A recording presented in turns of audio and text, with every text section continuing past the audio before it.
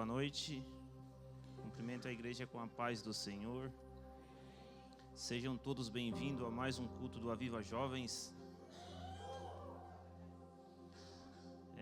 Antes de orarmos, gostaria de compartilhar uma palavra com os irmãos. O texto fica lá em Mateus 6:33. Se os irmãos quiserem acompanhar em suas Bíblias, Mateus 6:33.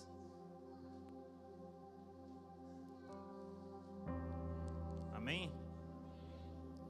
Busquem em primeiro lugar o reino de Deus e a sua justiça, e todas essas coisas lhe serão dadas. O texto aqui ele nos ensina que devemos buscar em primeiro lugar o reino de Deus e a sua justiça, que é o que os irmãos estão fazendo essa noite. Um sábado, início de mês, os irmãos com o bolso cheio de dinheiro aí, que recebeu o pagamento essa semana aí, né? E os irmãos optaram em buscar o reino de Deus em primeiro lugar. Eu acredito que é o que a gente deve fazer. Antes de qualquer coisa, colocar o reino de Deus em primeiro lugar. Só que nem sempre é assim. Muitas das vezes a gente bota outras coisas na frente do reino de Deus. E isso acaba nos afastando de Deus. Quando a gente faz isso, a gente está mostrando que Deus não é tão importante assim para estar em primeiro lugar em nossas vidas. Então a gente deve vigiar para que isso não aconteça. A gente tem que estar se policiando antes de qualquer coisa, pedir a Deus, ver se realmente é da vontade dele, e aí sim fazer as nossas escolhas junto com a vontade de Deus. O reino de Deus sempre tem que estar em primeiro lugar. Por isso devemos então sempre nos dedicar ao máximo para estar colocando o reino de Deus em primeiro lugar. Porque sem o reino de Deus nada adianta. Porque não tem como a gente estar com Deus se não colocar o reino dele em primeiro lugar. Amém? Então agora gostaria que os irmãos se colocassem de pé para nós estarmos orando.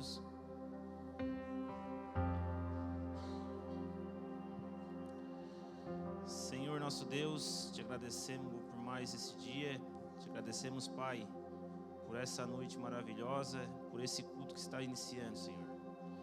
Ajude-nos, Senhor, abençoe esse culto, abençoe essa noite e nos ajude, Senhor, a colocar o Teu reino sempre em primeiro lugar. Que possamos não só colocar, mas manter o Seu reino em primeiro lugar. Porque sem o Seu reino em primeiro lugar, de nada adianta. Então fica conosco, abençoa essa noite, em nome de Jesus, amém.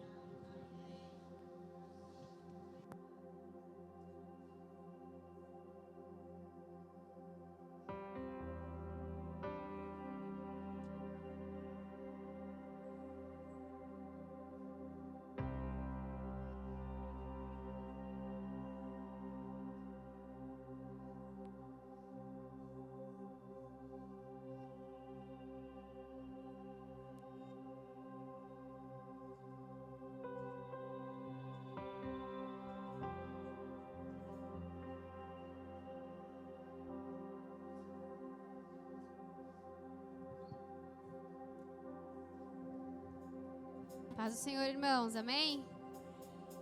Vocês estão felizes de estar na casa de Deus?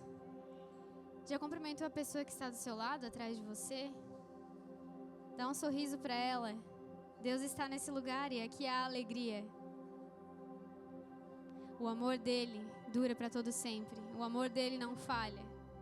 E que o amor dele possa confortar o seu coração se você estiver aflito. Que o amor dele venha te alegrar se você estiver triste. Que o amor dele venha te completar. Porque sem ele nós não somos completos. Vamos louvar ao Senhor?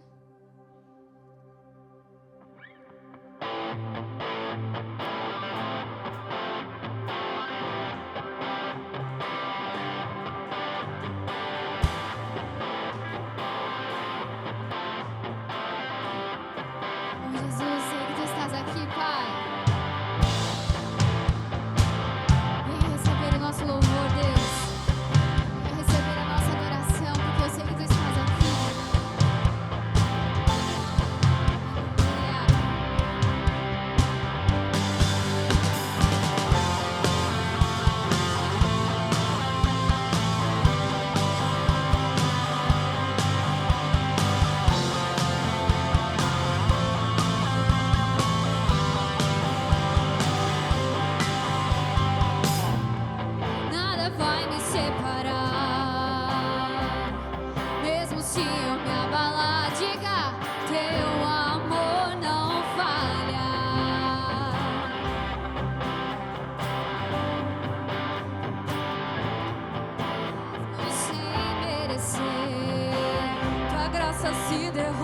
sobre mim.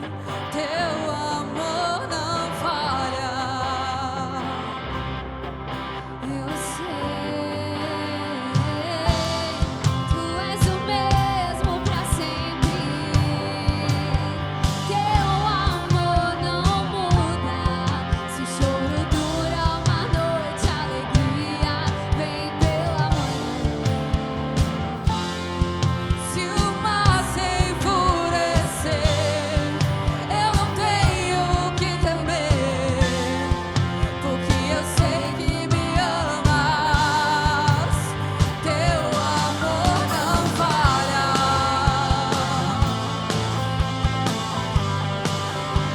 Teu amor não falha.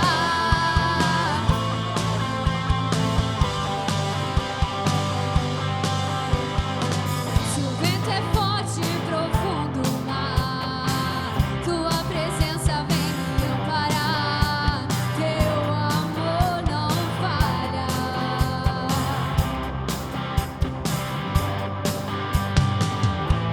Difícil era o caminhar, nunca pensei que eu fosse alcançar, mas teu amor não falha.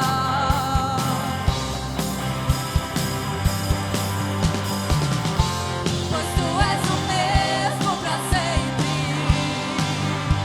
Teu amor não muda. Se o choro dura uma noite, a alegria vem pela manhã.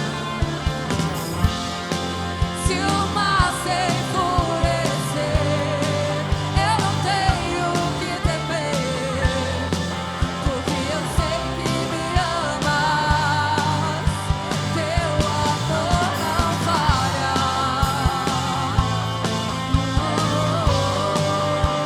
Teu amor não falha. Diga, tu fazes que tudo coopere para o meu bem. Tu fazes que tudo coopere para o meu bem. Tu fazes que tudo coopere para o meu bem. Tu fazes que tudo coopere para o meu bem. Tu fazes que tudo coopere para o meu bem. Sim, sim, tu fazes que tudo coopere para o meu bem. Pois tu és o mesmo pra sempre. Teu amor não muda. Se o choro dura uma noite, a alegria vem pela manhã. Se o mar se enfurecer, eu não tenho que temer, porque eu sei que me amas. Teu amor não falha.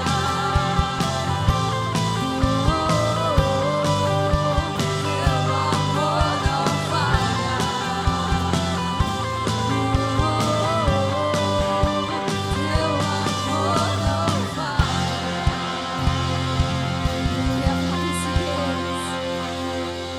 Teu amor não falha, Jesus.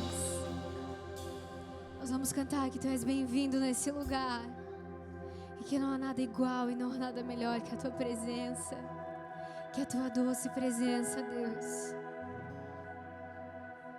Ei, deixa a presença dele fluir nesse lugar. Abra seu coração para sentir esse amor. Abra seu coração para sentir esse toque tão poderoso, tão especial.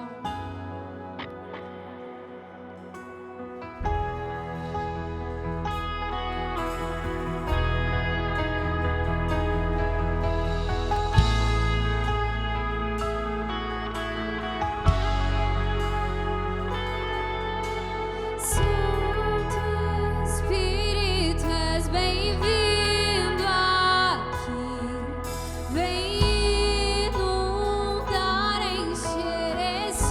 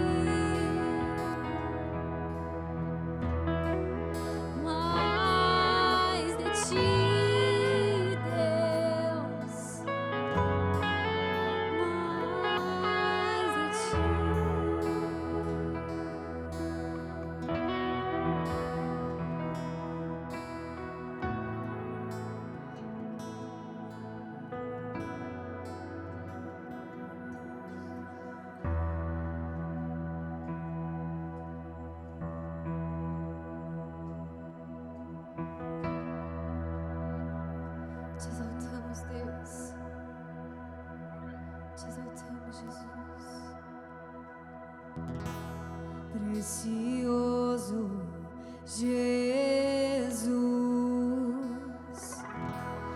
aos teus pés aqui estou. Que eu poderia te oferecer por tudo que tu és. Tudo que tenho eu derramo aos teus pés. Não importa o quanto custou, Jesus, teu valor é maior.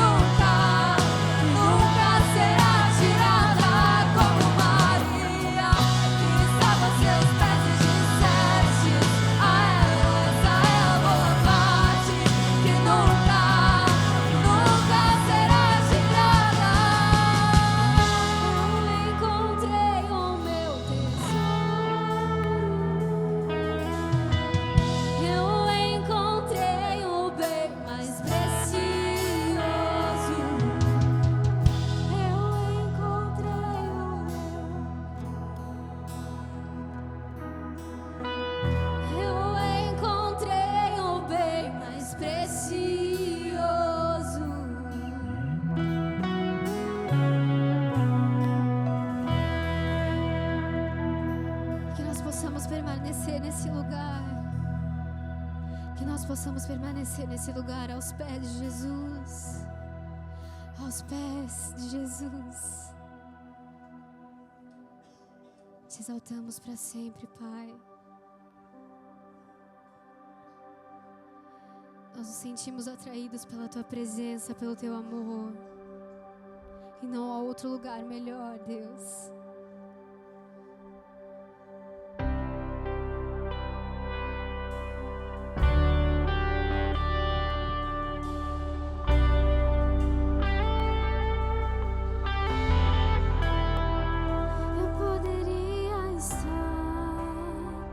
Qualquer outro lugar, mas Sua glória me atraiu, Tua presença me atraiu. Tentei me esconder por medo de não viver, mas Sua glória me atraiu, Tua presença me atraiu. É que a sarça pegou fogo e não se consumiu, a voz que saiu dela dia me atraiu, e meu coração queimou até que descobriu que dia com Tua glória vale mais que 1000. É que a sarça pegou fogo e não se consumiu, e a voz que saiu dela dia me atraiu, e meu coração queimou até que descobriu que dia com Tua glória, dia com Tua glória vale mais que 1000.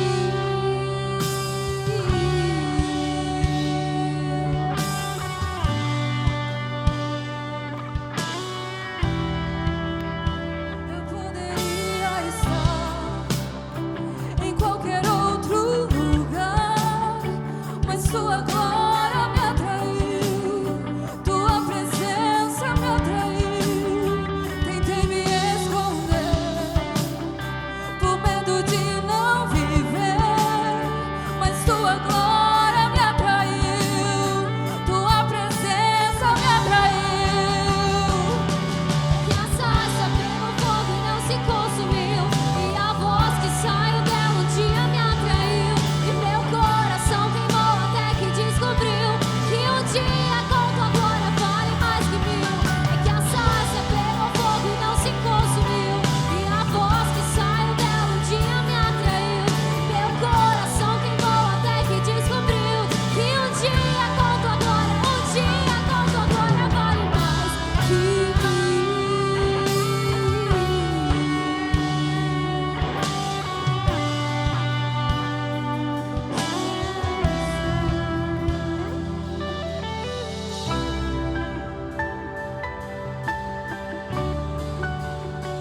Nós fomos atraídos,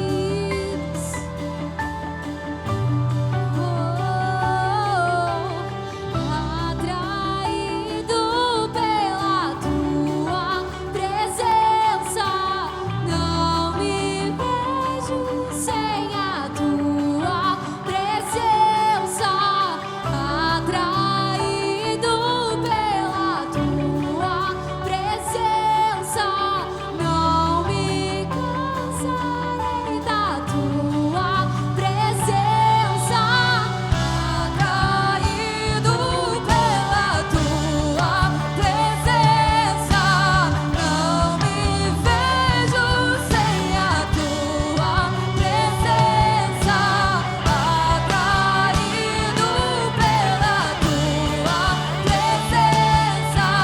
Não me cansarei da Tua presença. Que a sarça pegou fogo e não se consumiu, e a voz que saiu dela dia me atraiu, e meu coração queimou até que descobriu que dia com Tua glória vale mais que 1000. Que a sarça pegou fogo e não se consumiu, e a voz que saiu dela dia me atraiu, e o meu coração queimou até que descobriu que dia com Tua glória, dia com Tua glória vale mais que 1000.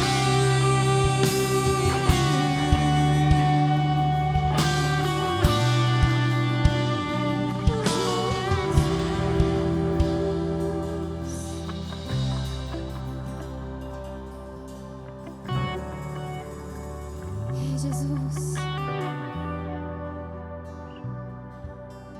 nosso coração queima por Ti, Deus. Tu és santo, Tu és exaltado. E que nosso coração continue queimando cada dia mais pela Tua voz. Que cada dia mais nós nos sentiremos mais atraídos pela Tua presença. Nós estamos aqui porque queremos estar aos Teus pés. Nós estamos aqui porque queremos estar diante de Ti. Pois não há nada melhor e nada que se compare à Tua presença, à Tua doce presença. Nós queremos mais da Tua voz. Nós queremos Te ouvir mais uma vez, Jesus. Então que os nossos corações continuem abertos para ouvir a Tua palavra, para ouvir a Sua voz.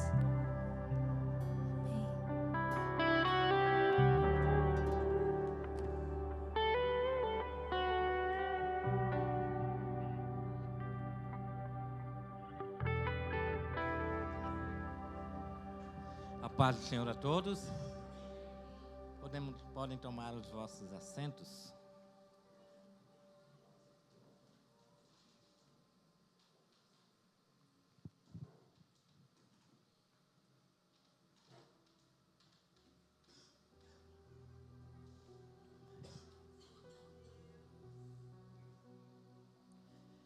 Enquanto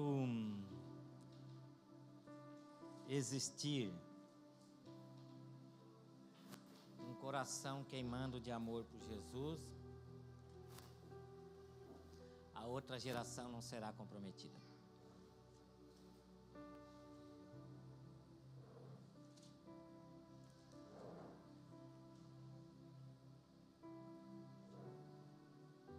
Uma vez alguém falou para mim assim,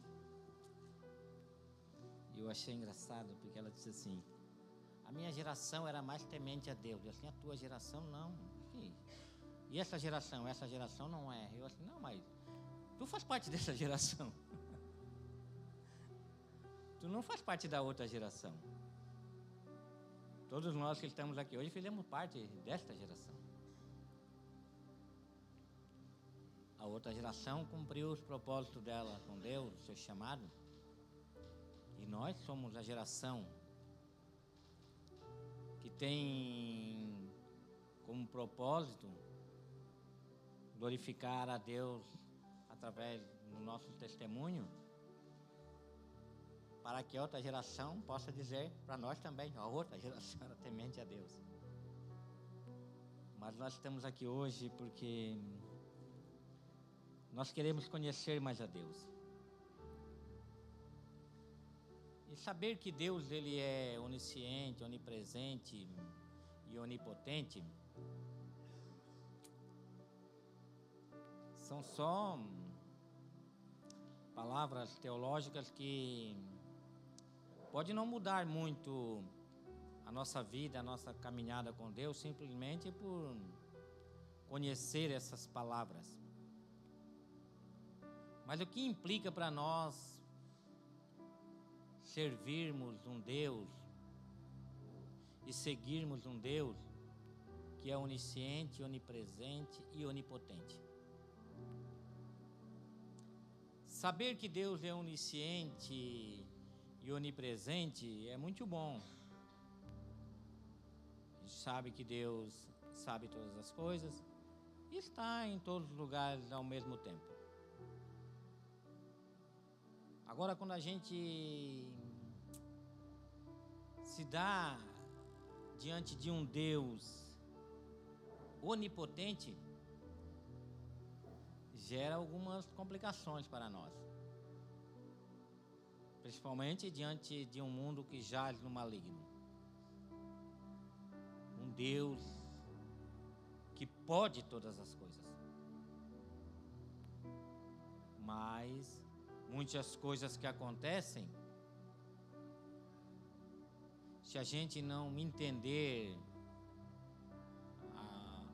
a onipotência de Deus, isso pode gerar conflito no nosso relacionamento com Deus, como já gerou em muitas outras gerações, até mesmo antes de Cristo, a onipotência de Deus. E eu gostaria, entre tanto texto que a gente poderia ler, ler um texto que está em Filipenses 4:12. Filipenses 4:12.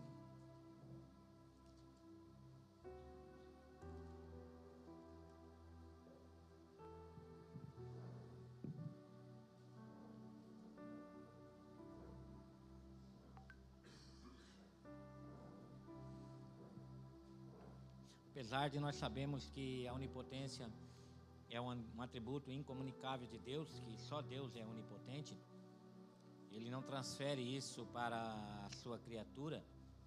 A sua criação não tem esse atributo da onipotência, de poder fazer tudo aquilo que é possível e é impossível para nós. Mas o que a onipotência de Deus pode contribuir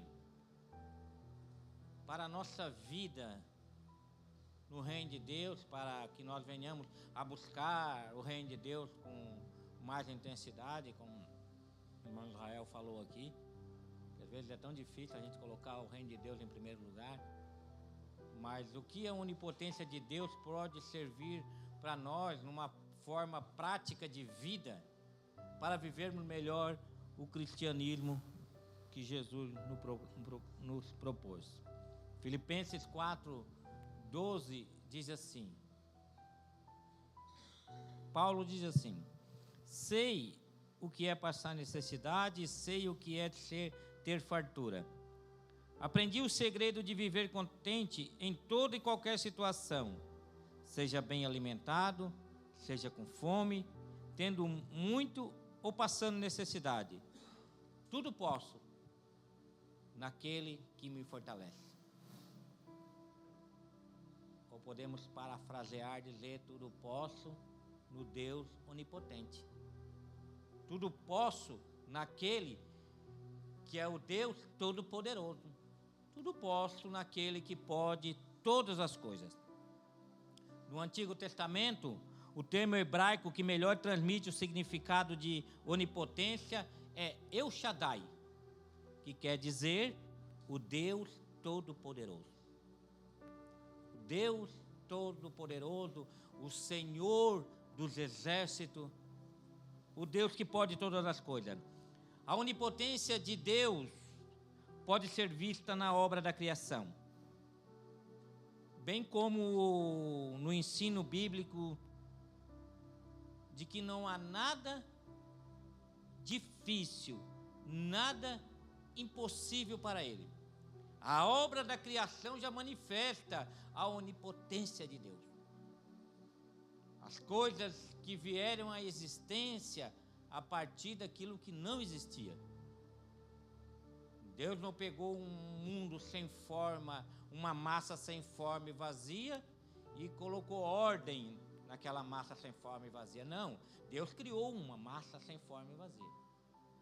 E depois Ele foi colocando em ordem, moldando, conforme esse mundo tão ornado como nós vemos hoje, e tão perfeito como nós vemos hoje.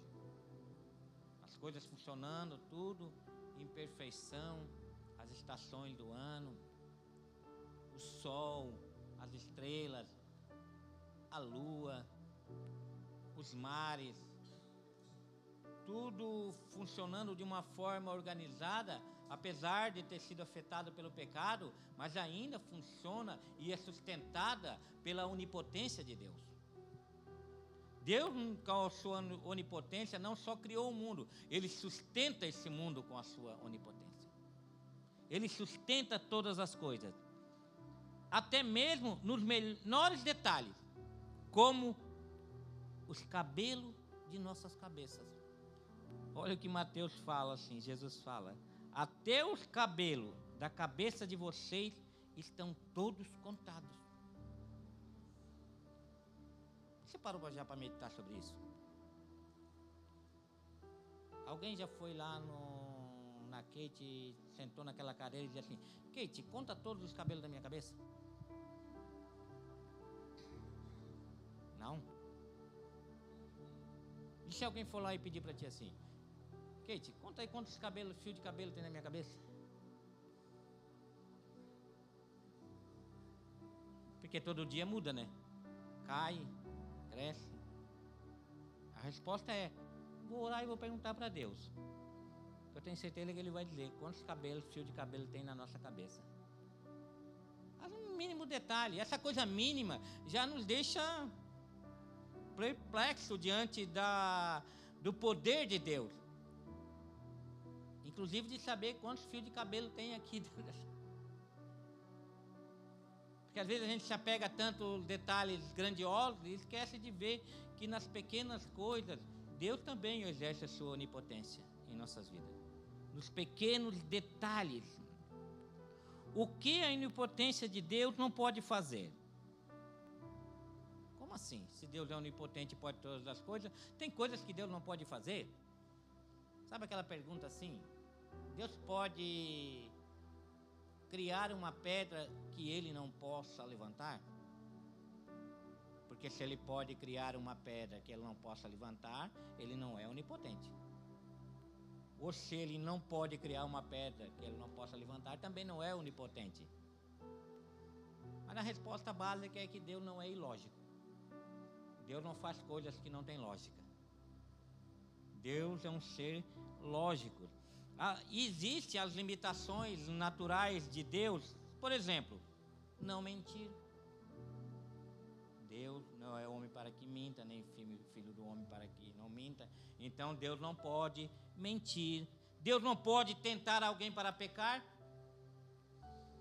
Deus jamais vai tentar alguém para pecar.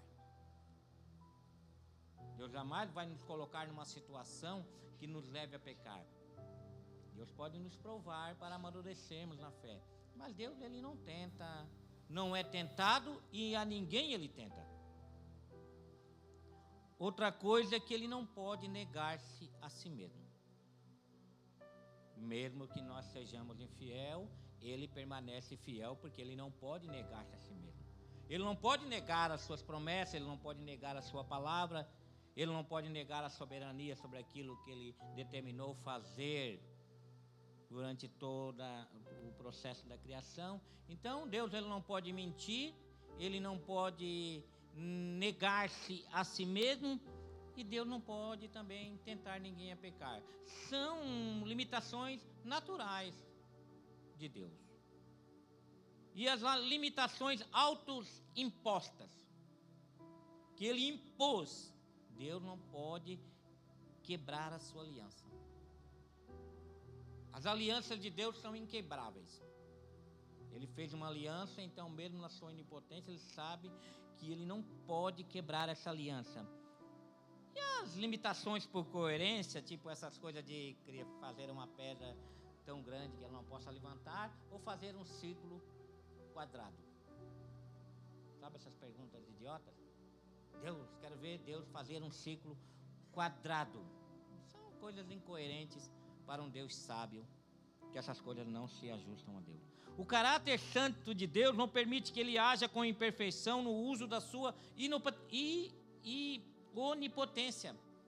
Porque Deus é santo, então o caráter santo dele não vai fazer com que Ele haja nessas incoerências. Deus é onipotente em toda a plenitude da sua perfeição. Deus pode todas as coisas dentro da sua perfeição. Dentro de um ser que é perfeito, Ele pode exercer a sua onipotência. Nós temos a onipotência de Deus no Antigo Testamento na criação. Nós temos a onipotência de Deus na libertação do povo do Egito. Nós vemos um agir de Deus ali sobrenatural. O povo jamais poderia sair daquele cativeiro se Deus não exercesse a sua onipotência naquele lugar. Com mãos poderosas, Deus tirou eles do cativeiro do Egito. Nós vemos a onipotência de Deus também na travessia do deserto, senão aquele povo teria morrido tudo naquele deserto. Na travessia do Mar Vermelho, nós vemos a onipotência de Deus no sofrimento de Jó, para mostrar para Jó que ele era onipotente, que ele tinha o poder de todas as coisas. no fundo do poço, Jó começa a questionar a Deus, e Deus chama Jó e começa a perguntar para Jó onde Jó estava quando ele criou o firmamento, quando ele espalhou as estrelas no céu, quando ele deu limite aos mares. Jó olha para aquilo e se espanta. E Jó fala assim no capítulo 22, no versículo 2: sei que pode fazer todas as coisas, nenhum dos teus planos podem ser frustrados. Jó entendeu que no meio do sofrimento dele existia um plano de Deus. E ele achou que não poderia, e ele entendeu que aquilo não poderia ser frustrado, que Deus estava fazendo. E ele fala: antes eu te conhecia de ouvir falar, agora os meus olhos te veem. Porque Deus, na sua onipotência, levou um homem que ouvia falar de Deus para enxergar Deus em toda a sua obra, em toda a sua criação. E a onipotência no Novo Testamento? Onde está a onipotência de Deus no Novo Testamento? Nós vemos a onipotência de Deus já no nascimento de Jesus. Uma virgem concebendo um filho. Isso de uma maneira sobrenatural para todos nós, seres humanos. Nós vimos a onipotência de Deus na sua humilhação. Tem que ser muito poderoso para se humilhar como Deus se humilhou. Que sendo Deus, não tomou por usurpação ser igual a Deus, mas tomou a forma de servo, e como servo foi obediente até a morte, e morte de cruz. E a Bíblia chama para nós termos o mesmo sentimento de Cristo Jesus, mas nós jamais vamos se humilhar como Jesus se humilhou. A nossa humilhação não é comparável à humilhação de um Deus que se faz carne.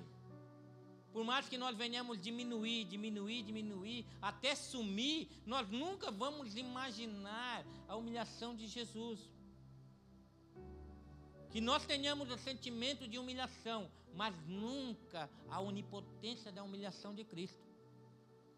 Cristo se humilhou muito para habitar entre nós.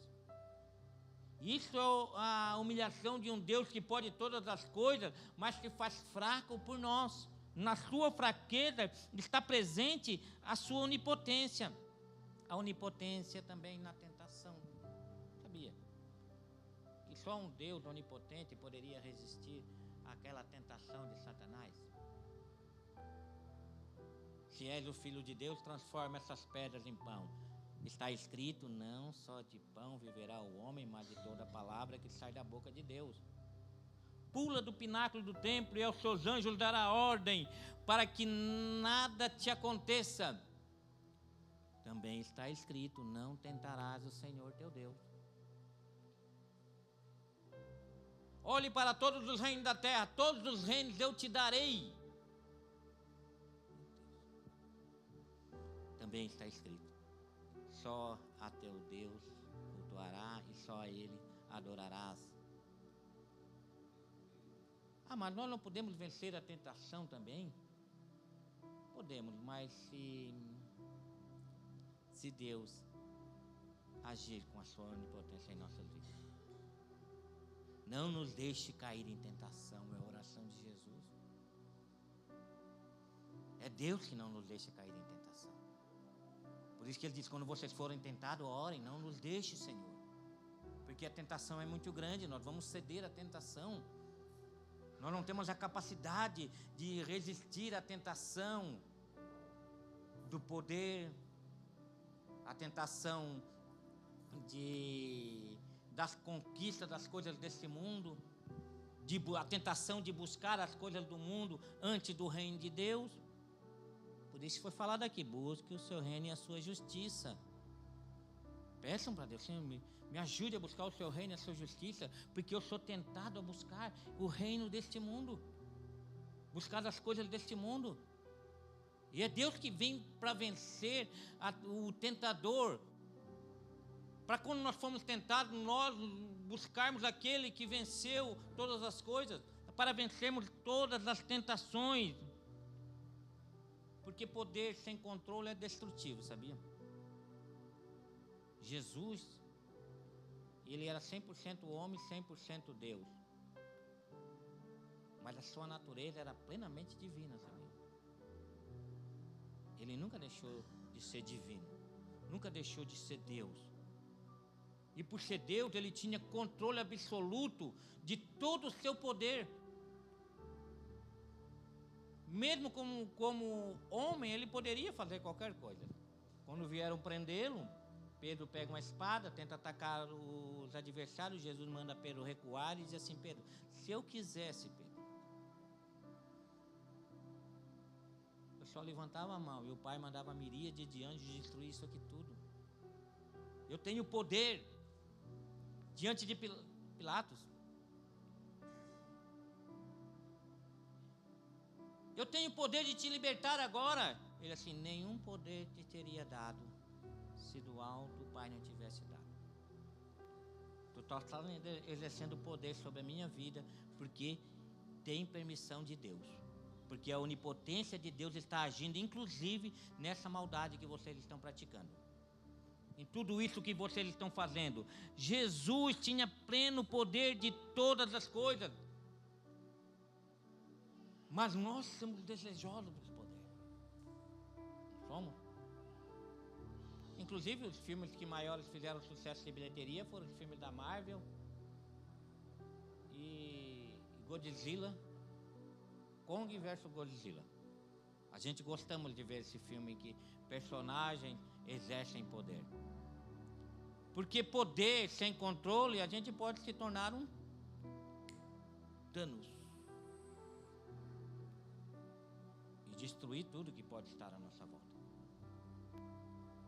Mas a onipotência de Deus estava exclusivamente em Ele exercer controle sobre esse poder, inclusive poder, onipotência para nos salvar. Sabia? Se Deus não fosse onipotente, Ele não poderia nos salvar. O mesmo poder que Ele disse: haja luz, haja isso, haja aquilo, foi o mesmo poder que Ele usou para dizer na cruz: está consumado. É o mesmo poder. Mateus 19:25 diz assim: ao ouvirem isso, os discípulos ficaram perplexos e perguntaram: neste caso, quem poderá ser salvo? Quando um jovem rico chega diante de Jesus e pergunta o que ele deveria fazer para ser salvo, e Jesus diz assim: abre mão de todo o teu dinheiro, de todo o teu poder. E ele, por não abrir mão disso, saiu triste da presença de Jesus. E o discípulo pergunta: e o que devemos fazer para ser salvo então? O que o homem pode fazer para ser salvo? Jesus olhou para eles e respondeu: para o homem é impossível, mas para Deus todas as coisas são possíveis. Porque Ele é onipotente, inclusive e essencialmente e primariamente para nos salvar dos nossos delitos e pecados, para nos resgatar do império das trevas e nos trazer para o reino dos filhos do seu amor. Ele tinha que exercer a sua onipotência para nos salvar.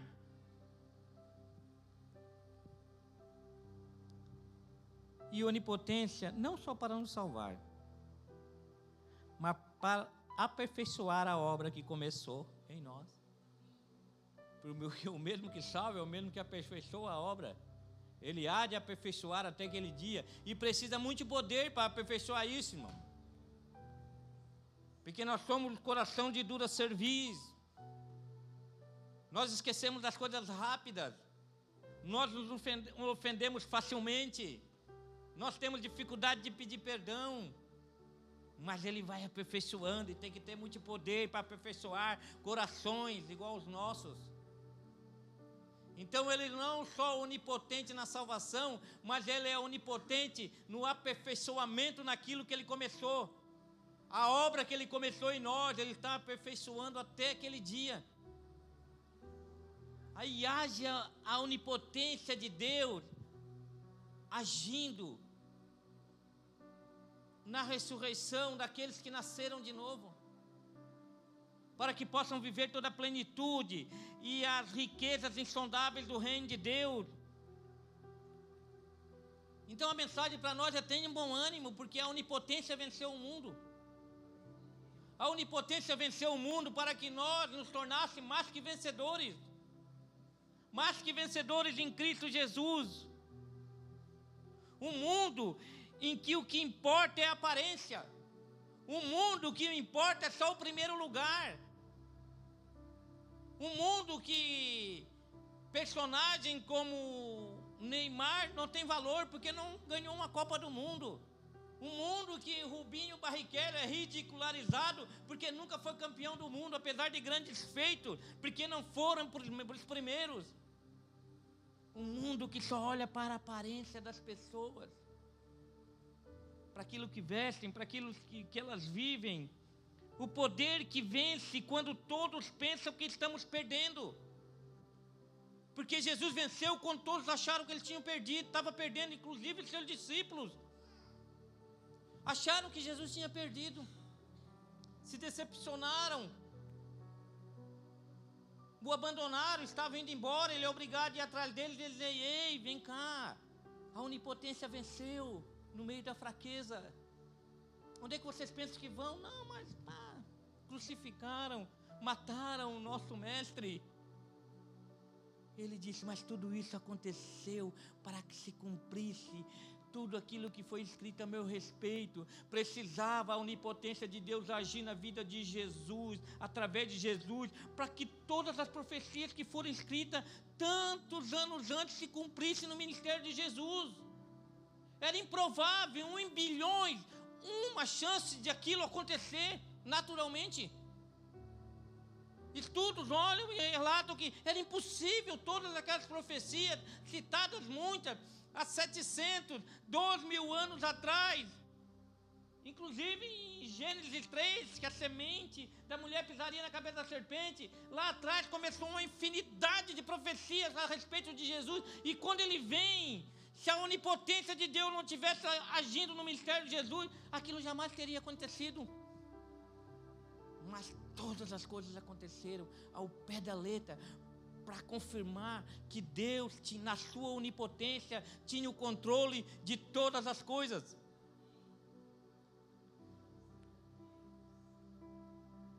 Eu sei que vocês agiram mal contra Jesus e o crucificaram, mas tudo isso aconteceu para que se cumprisse o que foi escrito.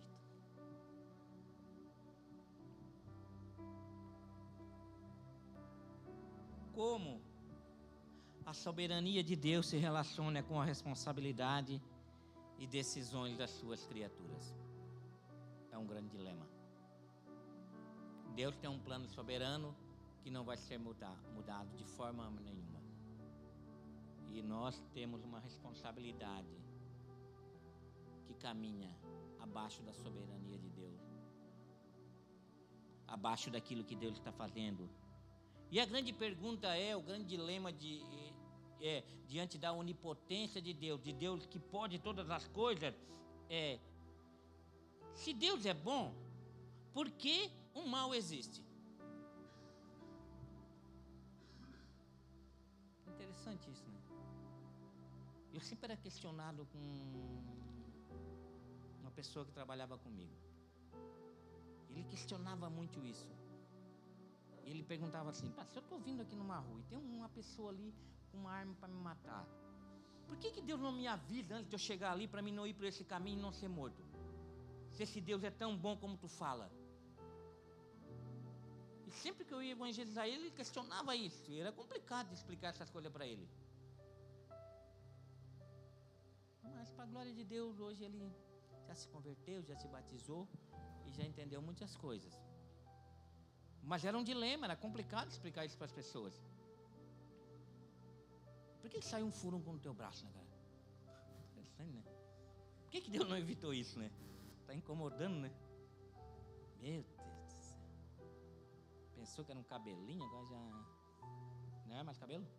O que é? Um furúnculo mesmo, né? A pessoa, uma pedrada aí, sabe que dói? Ora, para não permitir que ninguém dê uma pedrada aí, né? E se Deus permitir que alguém dê uma pedrada aí? Vai continuar sendo bom? Mas como conciliar, irmão? a bondade de Deus com o mal que está no mundo, com o mal que existe. Romanos 9:20 diz assim, ó: mas quem é você, homem, para questionar a Deus? Acaso aquilo que é formado pode dizer ao que formou: por que me fizeste assim? Tem gente que gosta de confrontar a Deus. Vê a palavra de Deus está dizendo uma coisa assim, mas não pode dizer assim, eu penso assim. Eu penso desse jeito, tem que ser desse jeito. E fico questionando a Deus. Por que Deus fez as coisas desse jeito? Um dos grandes dilemas de alguns séculos antes de Cristo, que perpetua até hoje, é o dilema de Epicuro. Epicuro foi um filósofo que viveu ali séculos antes de Jesus. Ele não conheceu Jesus, mas os seus discípulos conheceram e perpetuaram essa ideia. O dilema de Epicuro era conciliar o poder de Deus com a bondade de Deus. Ele dizia assim: por que Deus é bom e existe o mal? Ou Deus é bom, mas não é todo poderoso, porque ele não pode evitar o mal, ou ele é todo poderoso, mas também não é bom, porque não quer evitar o mal. Esse era o grande dilema, a grande doutrina de Epicuro. E eles acreditavam que um Deus que se preocupava com o ser humano não existia. Existia um Deus, mas o Deus não estava nem aí para o ser humano. O ser humano que vivesse com as suas aflições, com as suas preocupações, mas Deus não estava nem aí para o mal que estava no mundo. Porque não era tão bom assim, para evitar que o mal aconteça. Como conciliar o poder de Deus com a bondade de Deus? Deus é onipotente, onisciente e benevolente. Como conciliar isso? Um Deus que é onisciente do mal que pode existir, que é onipotente para evitar o mal e que é bondoso para que não deixe que esse mal aconteça. Como conciliar isso? É um dilema difícil de se entender, de se explicar. Agostinho, ele confronta esse dilema, essa doutrina que dizia: ou Deus é bom, mas não é todo poderoso, ou ele é todo poderoso, mas não é bom, dizendo que o mal não existe. Santo Agostinho diz assim, ó: o mal não existe. Deus pode ser onipotente, onisciente e benevolente. Sabe por quê? Porque o mal em si não existe. O mal não existe. E Agostinho, ele nega a existência substancial do mal, o que invalidaria o trilema de Epicuro. Ele assim: eu nego a existência substancial do mal. Agora eu pergunto: o mal existe?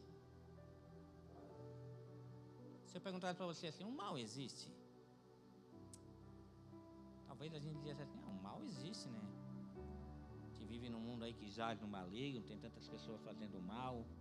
Eu pergunto assim: um buraco existe? Um buraco, ele essencialmente não existe. Tudo que existe é aquilo que pode se projetar. E um buraco é nada mais do que a ausência daquilo que estava projetado dentro dele. O buraco não existe. Um buraco aqui na terra é só a ausência da terra que estava dentro dele. Então, em si mesmo, um buraco ele não existe. A escuridão existe?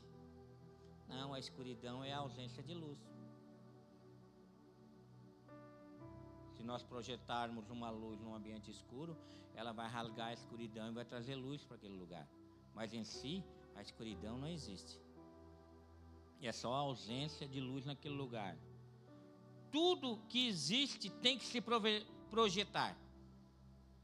Sabe aquela história do barbeiro? Que o homem está cortando o cabelo na barbearia, e a história é bem conhecida. E ele pergunta, está falando sobre Deus, e o barbeiro diz assim: Deus não existe porque existe muita maldade no mundo. Se Deus existe, ele é bom, por que existe o mal?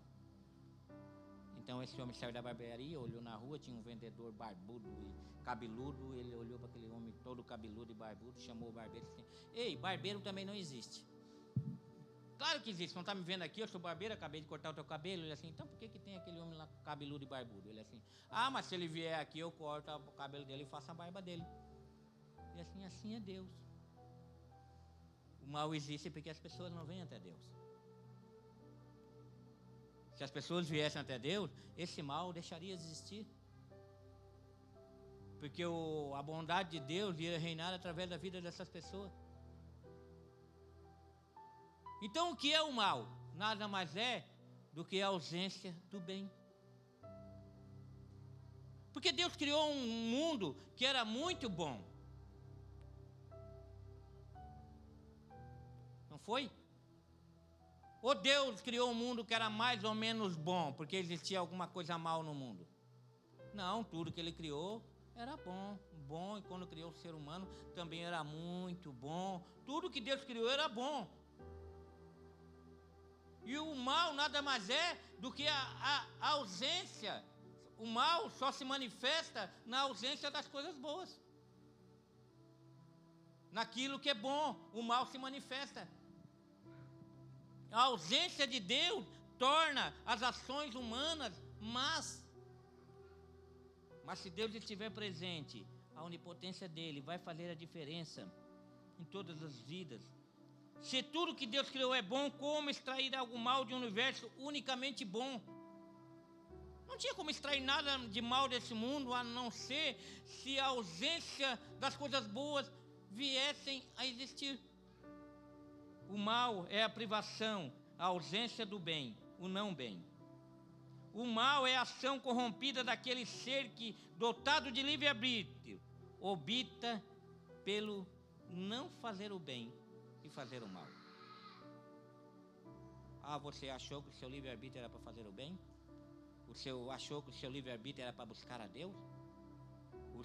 Achou que o seu livre-arbítrio lhe faria justo? Não, a Bíblia diz que não tem nenhum justo sequer, não tinha nenhum que buscasse a Deus, porque o livre-arbítrio for nada mais uma opção que Deus deu para o homem de não buscá-lo. E quando o homem não busca a Deus, o mal impera no mundo. A ausência de buscar a Deus, usando o seu livre-arbítrio para buscar aquilo que não era a vontade de Deus. Como agir o mal? Agora, como agir diante do mal que as pessoas exercem contra nós? Sabendo que todas as coisas cooperam para o bem daqueles que amam a Deus e andam segundo o seu propósito. Como agir como essas pessoas que, por não buscarem a Deus, fazem com que a ausência do bem traga maldade para os seus corações e essas maldades nos atinjam, nos ofendem, nos afetam. Onde está a onipotência de Deus nisso?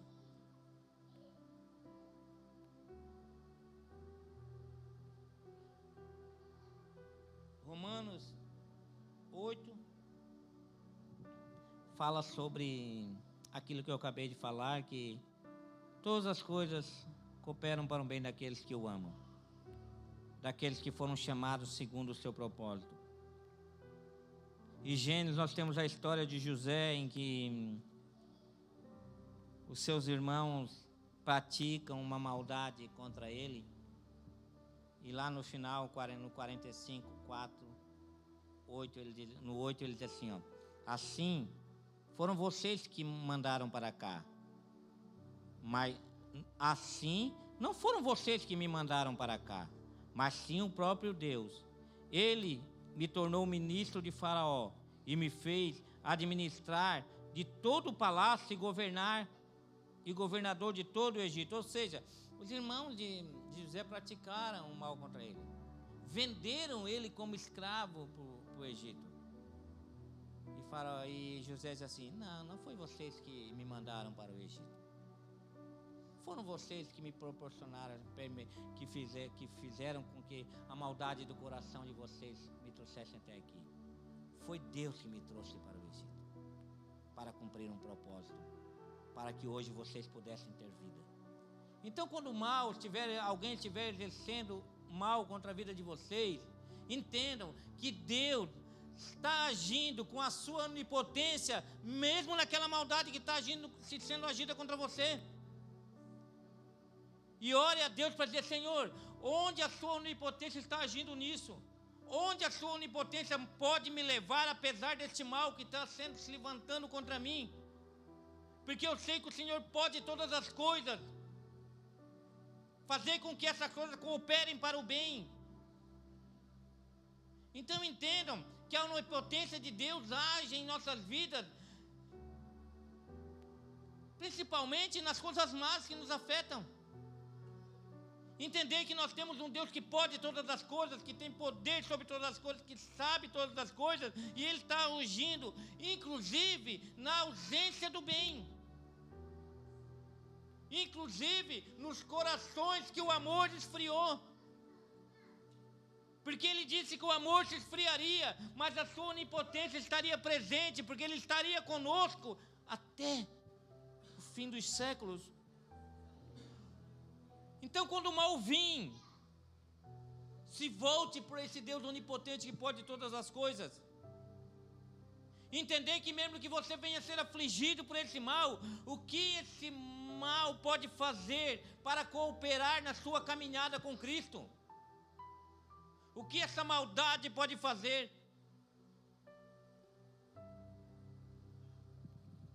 No final, José diz assim: vocês planejaram mal contra mim, mas Deus o tornou em bem, para que hoje fosse preservada a vida de muitos. Por isso não tenham medo. Eu sustentarei vocês e os seus filhos. E assim os tranquilizou e lhe falou amavelmente. Então não cante mais aquela musiquinha assim, ó: quem me viu na prova e não me ajudou, quando vê você na bênção vai se arrepender. Não vai se arrepender não. Você vai ajudar eles, você vai cuidar dos filhos deles, você vai alimentar eles. Sabe por quê? Porque mesmo aquela maldade proporcionou levar você num lugar para servir de bênção para essas pessoas. E as mesmas pessoas que abusaram de vocês, que praticaram mal de vocês, vão procurar vocês. E vocês vão estar fortalecidos mais do que nunca. Porque nós podemos todas as coisas que nos fortalecem, inclusive ajudar os nossos inimigos. Inclusive ajudar aqueles que tentaram nos derrubar, que nos ofenderam, que não acreditaram em nós. Sim, nós podemos inclusive isso. E até dar dinheiro para eles, amém? Mas é difícil dizer amém. Porque o Deus onipotente está agindo em nossas vidas, cooperando, agindo em todas as coisas. Na ausência do bem, Ele age, transformando o mal em algo bom, porque Deus é especialista nisso, em transformar algo ruim em algo bom. Mas para isso nós temos que acreditar que Ele tem poder para fazer essas coisas. Tem poder de mudar situações que parecem irreversíveis, que parecem impossíveis, mas não esqueçam, a onipotência de Deus é a onipotência de um Deus que pode, que nada para Ele é impossível. Tudo é possível ao que... Então, você crê nesse Deus? Você crê nesse Deus onipotente? Então, ei, não tenham medo. Nós vamos sustentar os filhos deles. Ei, não tenham medo, nós vamos sustentar os seus filhos. E assim, nós podemos tranquilizá-los amavelmente. Tranquilo. Porque parece que nós estamos perdendo, sabia? O mundo olha e acha que nós somos perdedores. Nós estamos perdendo tempo, nós estamos perdendo a nossa vida. E é verdade, a gente quer perder essa vida mesmo. A gente vai perdendo aos poucos, não tem? Aos poucos a gente vai deixando essa vida e vai se agarrando à vida que Jesus tem para nós, buscando o seu reino e a sua justiça. Ele vai acrescentando a onipotência do seu reino em nossas vidas. E como essas verdades nos ajudam no nosso dia a dia? Quais as implicações ao crermos que um Deus onipotente é soberano sobre todas as coisas? O que isso pode nos ajudar? Primeiro, a onipotência e soberania de Deus nos consola nos acontecimentos. Aconteça o que aconteça, seja qualquer circunstância, Por mais terrível que seja, nós sabemos que estamos debaixo das mãos poderosas de um Deus onipotente, e Ele pode todas as coisas. Isso tem que trazer consolo para nós, independente da circunstância. A onipotência e soberania de Deus nos encoraja na oração. Tem tantas pessoas que não têm mais coragem de orar porque não acreditam mais na onipotência de Deus. Nem vale mais a pena. Aquilo lá, meu Deus, perder tempo orar por aquela pessoa é impossível. É claro que é impossível para nós, irmãos, mas para Deus nada é impossível. Ele é onipotente, inclusive na salvação. Para nós é impossível, para Deus não há nada impossível. Ele pode alcançar os impossíveis.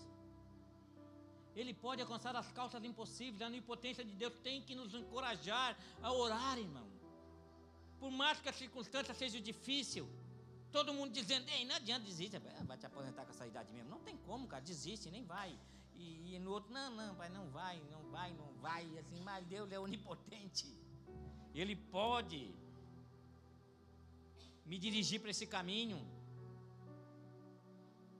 Porque as pessoas vão tentar nos desanimar, dizendo que Deus não é tão poderoso assim, por causa das circunstâncias, tá? Onde está o seu Deus? O meu Deus está no céu e faz tudo conforme a sua vontade, tudo que lhe apraz. Tudo que Ele quer, Ele faz.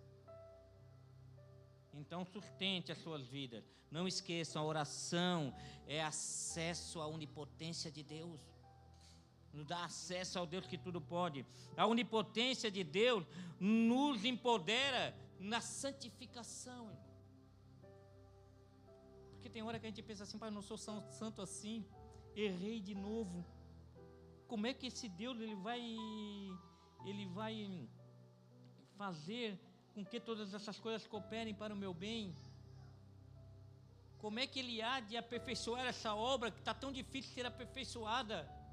A onipotência de Deus tem que fazer nós se levantar. Não, Deus é onipotente para me santificar, sim. Eu vou procurar ser mais santo. Eu errei hoje, mas amanhã eu não vou errar. Eu vou buscar mais a Deus, vou buscar mais estar próximo de Deus, vou buscar o seu reino e a sua justiça em primeiro lugar, por mais difícil que seja. Esse Deus onipotente tem poder para fazer isso em minha vida e aperfeiçoar essa obra em minha vida. Então a onipotência de Deus, ela tem que nos consolar nos acontecimentos, mais terríveis que sejam. Ela tem que nos encorajar na nossa oração, e a onipotência de Deus, ela tem que nos empoderar na santificação e acreditar que nós podemos ser mais santos, mais separados. É um processo, mas Deus está nesse processo, amém? Efésios 3:20 diz assim: aquele que é capaz de fazer infinitamente mais do que tudo que pedimos ou pensamos, de acordo com o seu poder que atua em nós. A Ele seja a glória na igreja e em Cristo Jesus por todas as gerações, para todos sempre. Amém. Ele é capaz de fazer infinitamente mais do que tudo que pedimos ou pensamos, de acordo com a sua onipotência que opera em nós. Ele opera em nós. O poder não é nosso, o poder é dele, tá?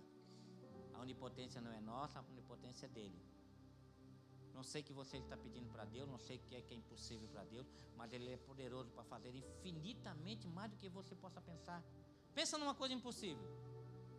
Tenta pensar numa coisa que você acha que é impossível de fazer. Ele faz infinitamente mais do que isso. Você já pensou nisso? Não parou para meditar nisso nunca, né? Não? Também pensei agora nisso.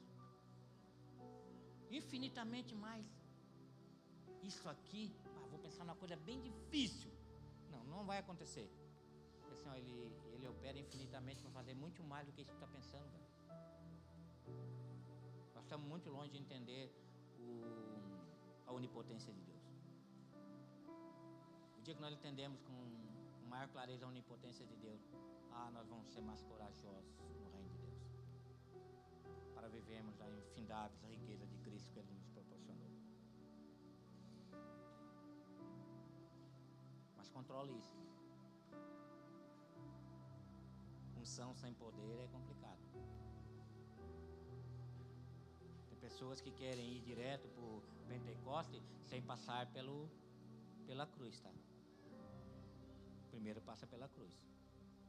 Toma a sua cruz, vai para o Pentecoste. Senão fica pior do que era antes, tá? Quer receber o Espírito sem passar pela cruz? Cuidado. Quer receber o Espírito sem se humilhar? Por isso que muitos naquele dia vão dizer: em teu nome fiz isso, fiz aquilo, assim. Ah, não te conheço, não passou lá pela cruz? Não é forçada de barra não, irmão, é realidade. É realidade. Porque o Deus onipotente, Ele passou por isso. Por isso Deus lhe deu um nome que está acima de todo nome, e um dia todos os joelhos se dobrará e confessará que Jesus Cristo é o Senhor, para a honra, para a glória de Deus Pai. Como é que nós vamos glorificar a Deus se nós não passarmos pela humilhação da cruz? Entendemos a humilhação da cruz.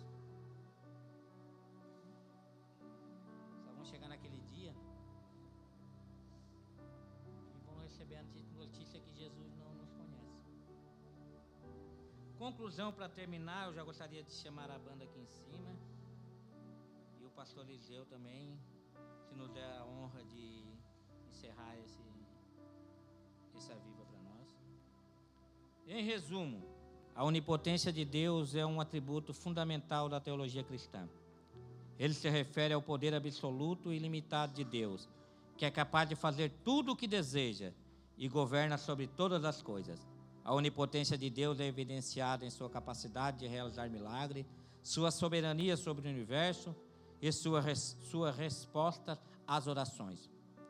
Embora a existência do mal possa ser um desafio para compreender a onipotência de Deus, a confiança na sua capacidade de lidar com o mal nos leva a crer que Ele é capaz de trazer justiça e redenção.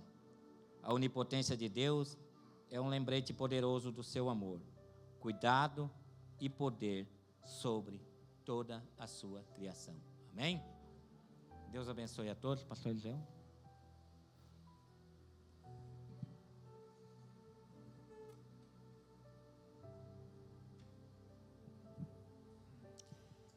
Graças e paz, amados. Realmente nós não vamos entender a onipotência de Deus, mas a gente pode melhorar. A gente pode melhorar. A Bíblia diz que nós não sabemos orar como convém,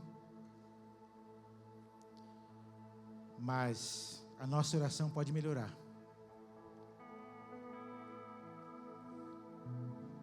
Então vamos orar para que o Senhor nos dê um coração receptível, né? Temos ouvido aqui aos sábados sobre os atributos de Deus. Muita gente ora, né? Mas o Senhor é poderoso, por que o Senhor não faz? Você ouviu hoje, né? Por que Ele faz, pode fazer, e por que Ele não faz também? Amém? Curva a sua fronte, vamos orar.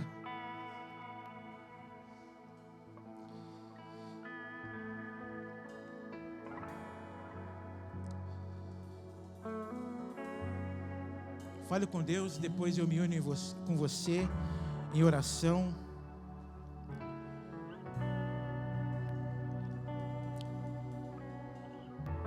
Esses estudos aqui vai te ajudar a você responder algumas coisas lá no seu trabalho, na faculdade, no colégio. Não teremos resposta para tudo, mas algumas coisas você está aprendendo aqui e vai te ajudar no seu dia a dia, na sua caminhada, na sua jornada cristã, no seu relacionamento com Deus. Você pode melhorar na sua oração, você pode ser melhor no seu relacionamento na sua casa, relacionamento com os colegas, relacionamento no trabalho.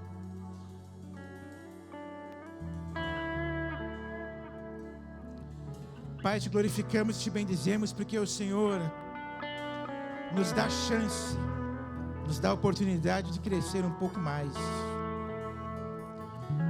Te louvamos e te bendizemos porque o Senhor nos dá a oportunidade de aprendermos um pouco mais.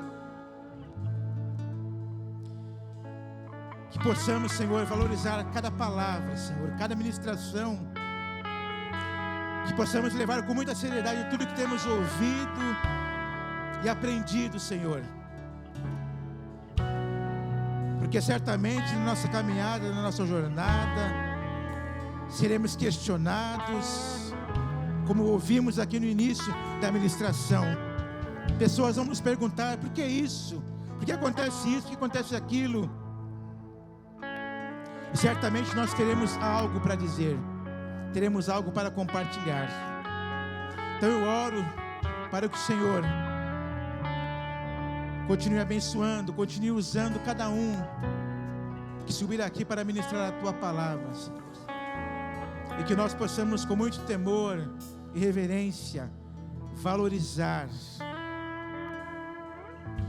tudo que temos ouvido e aprendido, colocar em prática, Deus, não somente termos como conhecimento, como bagagem, mas praticar e compartilhar com outras pessoas o que temos ouvido e aprendido.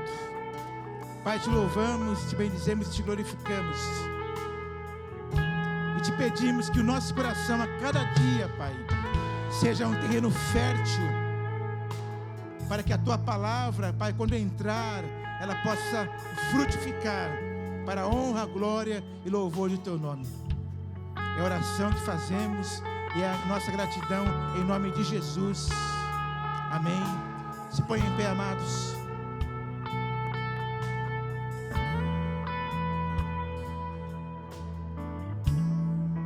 Ao que está sentado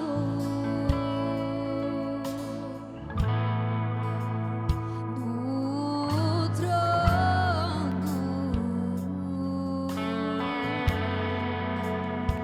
e ao Cordeiro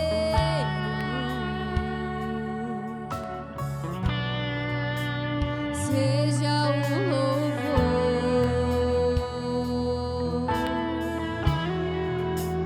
seja a honra,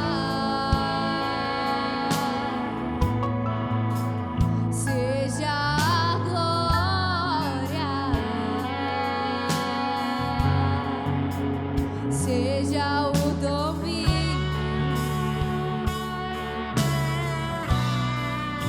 dos séculos dos séculos. Diga ao que está sentado, ao que está sentado no trono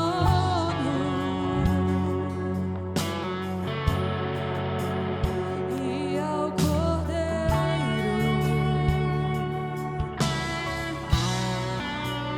seja o louvor, seja a honra de Jesus, seja